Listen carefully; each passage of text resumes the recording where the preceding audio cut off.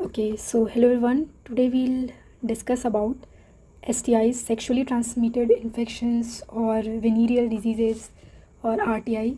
नहीं, right information नहीं, reproductive tract infections. Okay, so start करते हैं. मोस्टली डिजीज़ हमने कवर कर दिया. And one more information I want to give you all कि जो भी लेक्चर की नोट्स है आई हैव क्रिएटेड राइट ना I created a Telegram channel. उस पर मैं अपलोड कर दूँगी जो भी फाइल है. Okay, you can download it from there and will the notes read it. Okay, let's start the video.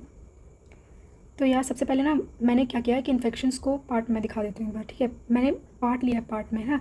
ऐसे नहीं बताऊँगी मिक्स करके कि ये वायरल था ये प्रोटोजोन नहीं, सब कुछ पहले ही मैंने उसको अलग अलग कर लिया. ठीक है, कि कौन सा वायरल है, कौन सा बैक्टीरियल है, कौन सा प्रोटोजोन है. ओके, सो फर्स्ट बैक्टीरिया की वजह से कौन कौन सा होता है?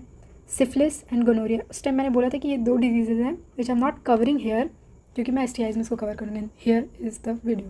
Okay, chlamydiasis. तो तीन हमारे क्या हैं, बैक्टीरिया की वजह से होते हैं. ओके, और ये सारे इन्फेक्शन जो है वो आपको रिप्रोडक्टिव इन्फेक्शन है. Okay, all right. तो अब वायरस की वजह से क्या होता है? AIDS, hepatitis B, genital herpes, genital warts. Okay, 3 तो ये हो गया बैक्टीरियल, 4 हो गए आपके वायरल. ओके, एक है आपका प्रोटोजोन. ओके, ट्राइकोमोनासिस जो आपका एक ही डिजीज़ है जो कि आपका प्रोटोजोआ की वजह से होता है. अब देखो, in a very simplified way I love to make tables. Okay, तो यार मुझे ऐसा लगा ना टेबल या फ्लो चार्ट के थ्रू आप कुछ भी समझो ना एज़ कम्पेयर टू थ्योरी या नोट्स बनाओ तो बहुत ज़्यादा अच्छे समझ में आता है. तो here I have done the same thing कि मैं टेबल ही बना के लेके आऊँ. ओके, चलो पढ़ते हैं. Right, gonorrhoea. तो ये होता किसकी वजह से है? Causative agent. यहाँ पे मोड ऑफ ट्रांसमिशन. ठीक, मोड ऑफ ट्रांसमिशन सब में चलो देख लेते हैं. STD तो रहेगा ये कॉमन. फिर चलो देखते हैं. निशीरिया गोनोरिया. ओके, निशीरिया गोनोरिया की वजह से हमें ये डिजीज़ होता है एंड मोड ऑफ ट्रांसमिशन इसका ओनली STD है. तो ये सिर्फ रिप्रोडक्टिव डिजीज़ है जो कि आपको रिप्रोडक्टिव ट्रैक्ट इन्फेक्शन के through, no blood nothing involve in this. Okay, syphilis हाँ ये हो सकता है कि आप रिप्रोडक्टिव ट्रैक्ट डिजीज़ है. तो अगर आप पब्लिक टॉयलेट्स यूज़ करते हो तो ऑब्वियसली वो वहाँ पे अगर कोई इन्फेक्टेड पर्सन का कुछ उसने वहाँ पे गंदगी की है तो आप अगर सेम टॉयलेट यूज़ करते हो तो मे बी आपके रिप्रोडक्टिव ट्रैक्ट के थ्रू ही वो इन्फेक्ट करेगा वहाँ. ये नहीं कि आपके ब्लड में जाके, नहीं. तो ये रिप्रोडक्टिव ट्रैक्ट इन्फेक्शन ऐसे फैलता है कि जब तक आपका वो ऑर्गन इन्वॉल्व नहीं रहेगा तब तक आपको डिजीज़ नहीं हो रहा है. Okay, syphilis, ट्रिपोनीमा pallidum. ठीक है, तो ये कॉज करता है एंड ये भी ओनली STD है. तीसरा डिजीज़ है हमारा क्लमाइडियासिस. ये क्लमाइडिया ट्रैकोमैटिस. ओके, ये कॉज करता है, ये भी STD है. अब आपका एड्स आ गया. ओके, एड्स तो अर्लियर हमने कवर किया है बट ओके कोई बात नहीं. एड्स आपका HIV वायरस की वजह से होता है. एंड देखो अभी मैंने बोला ना कि अब आपका जो ये डिजीज़ है ये आपका सेक्सुअली तो फैल ही रहा है, plus blood, placenta, infected needle and serine जो भी है. ठीक है, तो अब ये STD से तो फैलता ही फैलता है. ओके, ब्लड से फैलता है, blood transfusion. Let me write it here. Okay, blood transfusion manage कर लो. Placenta from mother. ओके, तो मदर अगर इन्फेक्टेड है HIV से तो मोस्ट लाइकली कि बच्चा भी HIV से इन्फेक्टेड हो थ्रू प्लेसेंटा, क्योंकि बहुत सारे हमारा ब्लड एक्सचेंज होता है मदर से प्लेसेंटा के थ्रू एंड एंटीबॉडीज़ एक्सचेंज होती हैं तो उसके थ्रू HIV भी प्लेसेंटा क्रॉस कर सकता है. बहुत सारे ऐसे डिजीज़ होते हैं जो कि प्लेसेंटा क्रॉस नहीं कर सकते हैं, but HIV is one of the deadly virus जो कि प्लेसेंटा भी क्रॉस कर लेता है. सो इन्फेक्टेड मदर में मोस्ट प्रॉब्ली कि जो चाइल्ड है वो भी HIV इन्फेक्टेड हो सकता है. Alright, genital herpes. अभी फैलता है किसकी वजह से?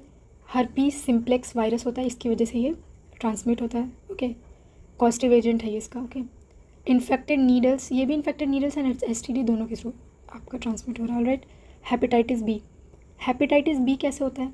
हेपेटाइटिस बी वायरस इसका कॉजेटिव एजेंट है and STD and both blood के थ्रू ये ट्रांसमिट होता है.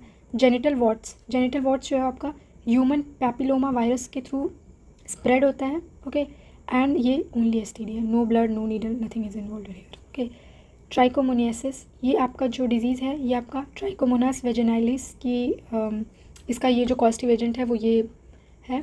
एंड ये आपको होता कैसे है? ये जो है आपका सिंपल STD है, ओनली सेक्सुअल ट्रैक्ट के थ्रू या रिप्रोडक्टिव ट्रैक्ट के थ्रू ये आपका इन्फेक्ट करेगा body. Okay, so this point is very very important, I am saying it again, very important, right. अब कौन से ऐसे डिजीज़ होते हैं जो कि क्योरेबल होते हैं? तो आप 3 डिजीज़ के नाम याद कर लो, उसके बाद जितने डिजीज़ सेक्शुअली ट्रांसमिटेड अभी तक हमने पढ़े ना, ऑल आर क्योरेबल। अब वो 3 क्या हैं? AIDS, hepatitis B and genital herpes, genital herpes, ठीक है। AIDS, hepatitis B, genital herpes. इसको कुछ ट्रिक लग सकती है, HGH, ठीक है, याद कर लो यार, याद कर लो, ऐसे याद कर लो, ट्रिक की कोई क्या ही ज़रूरत है, तो ट्रिक नहीं यूज़ करेगा। Okay, so AIDS, hepatitis B and तीसरा जो है आपका जेनिटल हर्पीस, ठीक। ये 3 डिजीज़ ऐसे हैं जो कि नॉट क्योरेबल हैं, ठीक है। ये जो 3 डिजीज़ हैं वो not curable, okay. And except जो और बाकी सारे हैं वो सारे क्योर हो जाएंगे, ऑल राइट। सिम्टम्स क्या होंगे? तो यार सिम्टम्स हमारे early and let symptoms 2 part में डिवाइडेड है। अर्ली सिम्टम क्या हो सकता है? आपको पेन होगी, स्वेलिंग हो जाएगा उस एरिया में, सारी रिप्रोडक्टिव ट्रैक्ट की ही बात हो रही है, okay. Redness, fluid discharge, excessive fluid discharge, actually access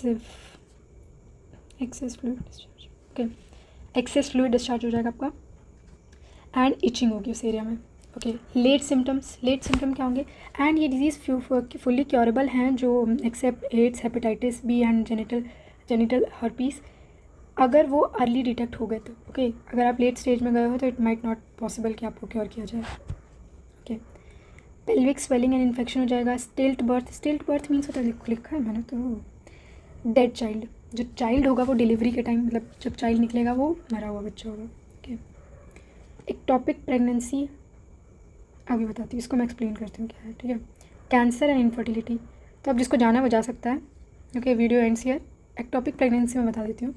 तो एक्टोपिक प्रेगनेंसी क्या होती है ना कि अगर आपका जो फर्टिलाइज्ड एग है, ओके, फर्टिलाइज्ड एग जो है वो अगर यूट्रस के बाहर कहीं और इम्प्लांट हो गया तो उसको हम वो एक्टोपिक प्रेगनेंसी बोलते हैं। लिख दूँ मैं, 1 मिनट लिख देती हूँ।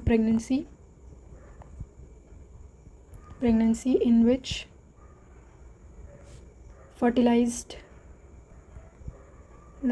egg implants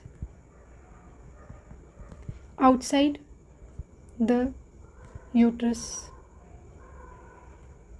okay.